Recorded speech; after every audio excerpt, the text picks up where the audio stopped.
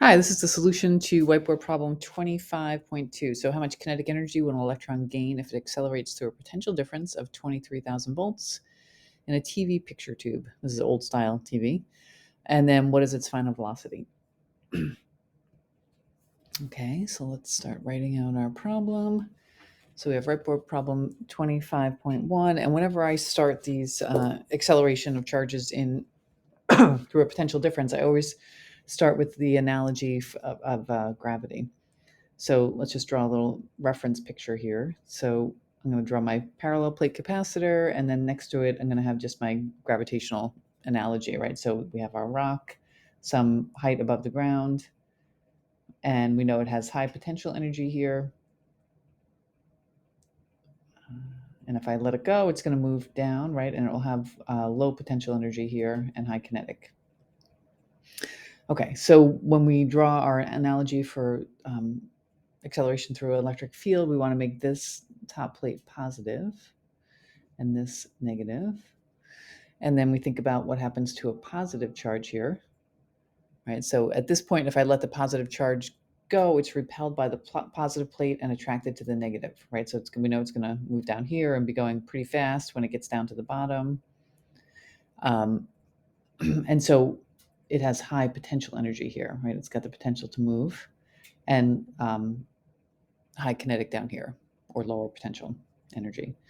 Okay, and then we have to remember for potential that the sign of potential difference is defined according to the energy that a positive charge would have. So at high potential energy, we're also at high potential. And then this is low potential. So that's the thought process I go through every time to think about what's high potential and low potential. So now our picture for this situation, right, is that we'd maybe have like an electron injected into basically a parallel plate capacitor. But this would be the inside the TV, and then this would be the tube over here where you'd have when the electron hits at a certain location, and you'd have phosphorescence. You'd have some kind of light emitted when the electron hits the screen. Okay, so if we want our electron to accelerate this way, we know that it's got to be positive over here and negative over here.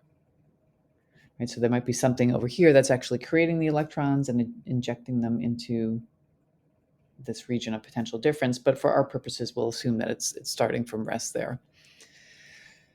Okay, and so we know that this is a potential difference of 23,000 volts, and the reason I started this whole thing, right, so now we can say the negative plate is at 0 and the positive plate's at 23,000 volts. So the things that we know in this case are knowns. So we know that our potential difference is 23,000 volts. Sorry, we know this is an electron, so we know its mass is 9.11 times 10 to the minus 31 kilograms. We know its charge is 1.6 minus 1.6 times 10 to the minus 19 coulombs.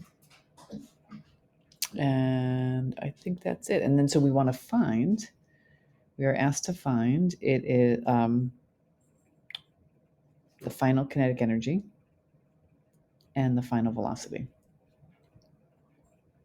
Okay, so our model really here is conservation of energy. So our model, it's an isolated system, so we have our total change in energy is 0 for an isolated system.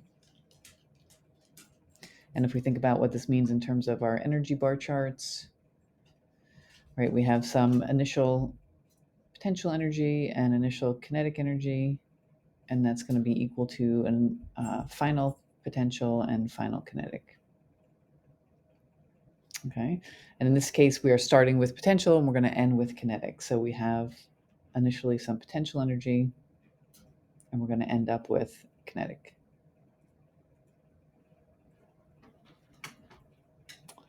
Okay, so if we look at our conservation of energy statement and we break this up, we know we just are dealing with potential and kinetic here. So our change in potential energy plus the change in kinetic energy has to equal 0 in order for energy to be conserved. And the first part, we want to find out what our final kinetic energy is. Okay. So we know for a charge moving through a potential difference, the change in potential energy is going to be Q delta V.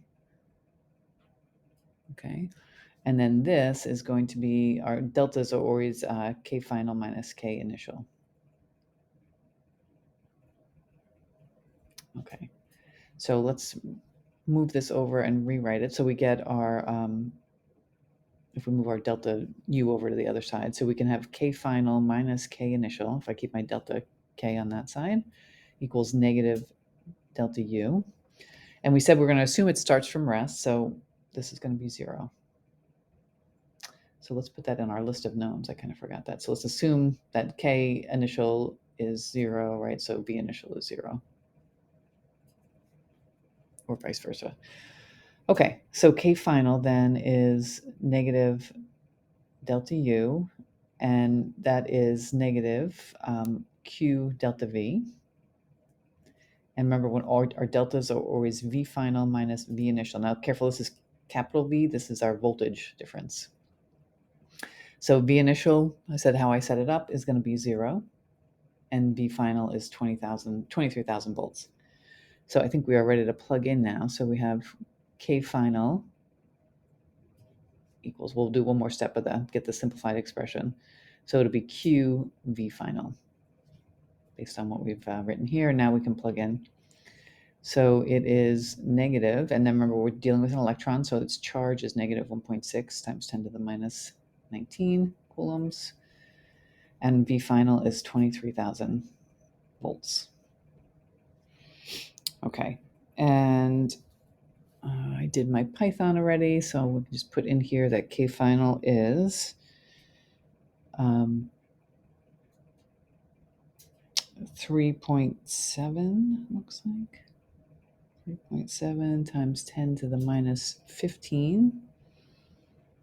And then our units, if we look at this, our units are coulombs, volts. And remember, a volt is a joule per coulomb. So I have a coulomb times a joule per coulomb, which gives me a joule, which is good. That's what we expect for our energy. Okay. And then we need to find V final. Okay, so we know final kinetic energy is 1/2 mV final squared. So if we solve for V final, is 2 final kinetic energy divided by the mass, and then we take the square root. So that is 2 times our energy, 3.7 times 10 to the minus 15 joules, divided by the mass of the electron, 9.11 times 10 to the minus 31 kilograms. And so V final, if we calculate that out, I believe was well, let's just go through it and make sure I have written down the right things. Okay, so just check our number for the kinetic energy. So 1.6 times 10 to the minus 19 times 23,000 volts. Okay, so that's 3.68 times, so I should have not rounded that here. 68. Okay, and then if we do the square root of 2 times 3.68 times 10 to the minus 15, and then divide by the mass of the electron, 9.11 times 10 to the minus 31 kilograms, we get a big number. And so I'm just going to divide by 10 to the 7 at the end. And so I get the final velocity is 8.99 times 10 to the 7 meters per second. Okay, and we can check our units again. So inside our square root, right, we have a joule, which is a Newton times a meter, and divide by kilograms. And remember, Newton is kilogram meter per second squared. So then we get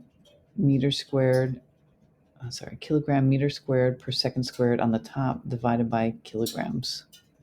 And so that will leave us meter squared per second squared inside the square root, which gives us meters per second outside.